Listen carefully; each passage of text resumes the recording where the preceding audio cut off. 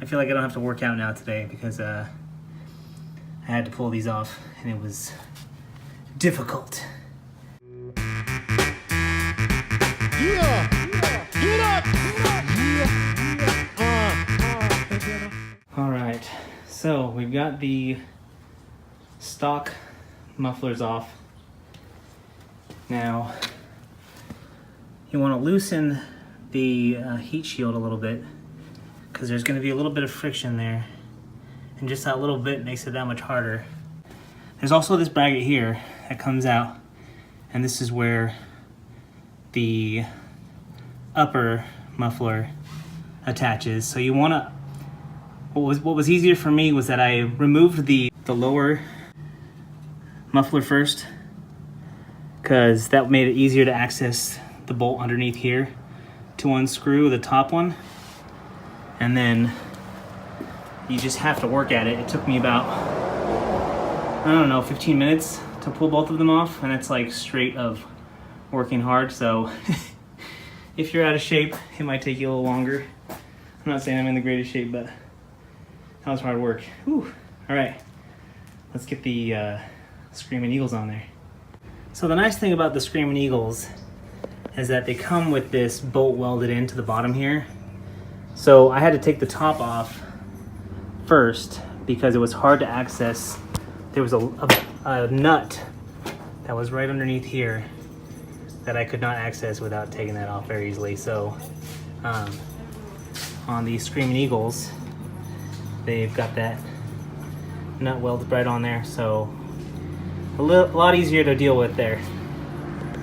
A few moments later. So that took me like 5 minutes. It's a lot easier to get those pipes on there than it is to get them off there. All right, so we're just gonna tighten everything up, and I think we're gonna be all set. All right, we are all done. I already fired it up, and if anything, it's a cosmetic upgrade because the sound wasn't mind-blowing. And again, they're mufflers, so let me just start it up for you so you can hear. All right, here we go.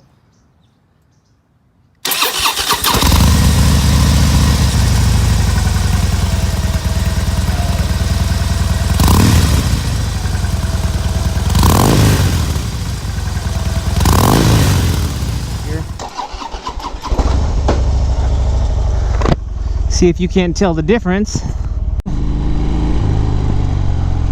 Oh, I can tell the difference in the helmet. I don't know if you will be able to. A couple little changes too. Got the chrome switch caps here. That's a nice little touch, I think. So if you can't hear it in the video, obviously I'm going to throw up the comparison for you as soon as we get there. We'll do back to back so you can hear. Again, I got these for a really good deal. I ended up paying like $250. They're normally $400. They were used.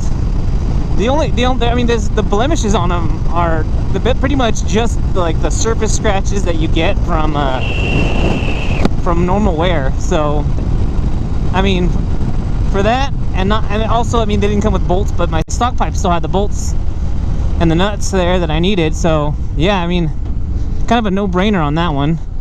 I wish that the sound was a little bit bigger upgrade, but again, in California we have the noise emissions law and it kind of sucks. I know that you can get illegal pipes, but here we go. I'll shut up.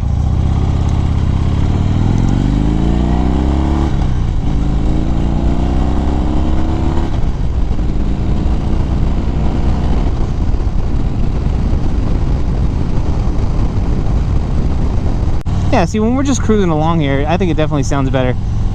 I'll shut up here so you can just hear it, and we can compare.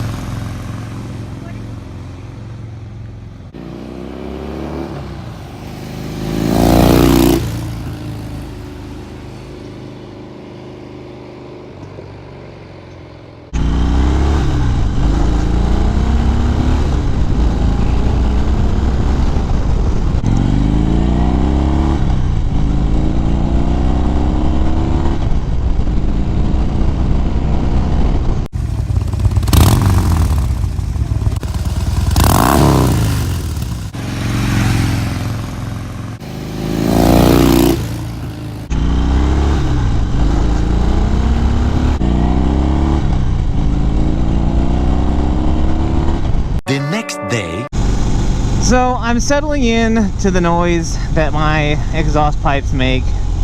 I'm settling in, meaning I'm just getting used to it. It's funny because I definitely, when riding the bike, I can hear it, and it's probably just me, but I feel like I can feel it as well. But there, if we're talking about decibels wise, it might be slightly louder, ever so slightly. And the sound is not a lower pitch sound. I would say it's almost a little bit higher pitched. But again, it's just going to take some getting used to. I like them. I like the way they look. I like the way they sound. I was just expecting a louder sound. I had Screamin' Eagles on my Iron 883, and again, it's hard to tell without having like a back-to-back or a side-by-side comparison, but I feel like they were louder than these are. So if I would be remiss if I didn't say that I wasn't a little disappointed with the volume.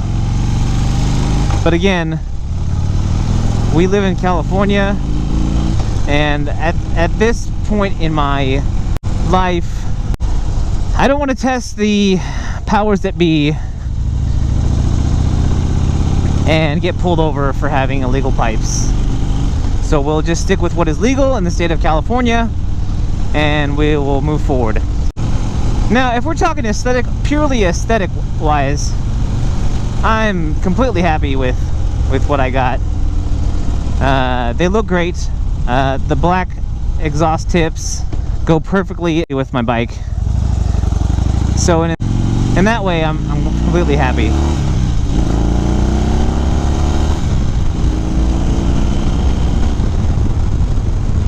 Yeah, from start, it definitely makes a more distinct Harley-Davidson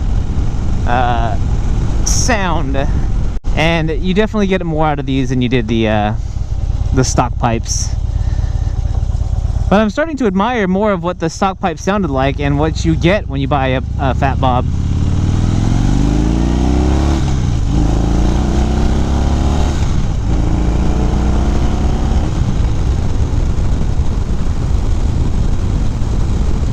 Yeah, it definitely feels like when we get into the 4,000 RPM range, there's a lot more torque left, or you get a lot more. You still have a lot of torque up there in the higher RPM.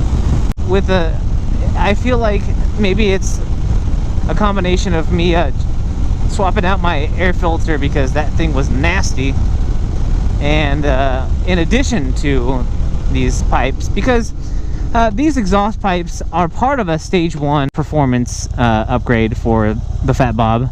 The other part would be switching out this the air cleaner for stage 1, and I think stage 1 isn't like the heavy breather, but it's like the it's the more open one. I think there's just a Screamin' Eagle stage 1 performance upgrade on the air cleaner. Happy with my choice with my exhaust pipes, my slip-on mufflers, and let me know what you think, if you can hear a difference from the comparison video or not. Probably best to listen to it with headphones. Oh, bouncy house. So yeah, leave it in the comments. If you liked the video, go ahead and give the thumbs up, a click, or a tap. And if you're so inclined and you want to come back for more, hit the subscribe button. Hit the little bell too, and that way you'll get notifications on your phone and or desktop computer, or your laptop, whichever you prefer, when my next videos come out. Guys, if you're riding, please be safe. And if you're not riding, get riding. Know what I'm saying? Guys, I won't be seeing you, but you will for sure be seeing me later. This is that one guy, and I am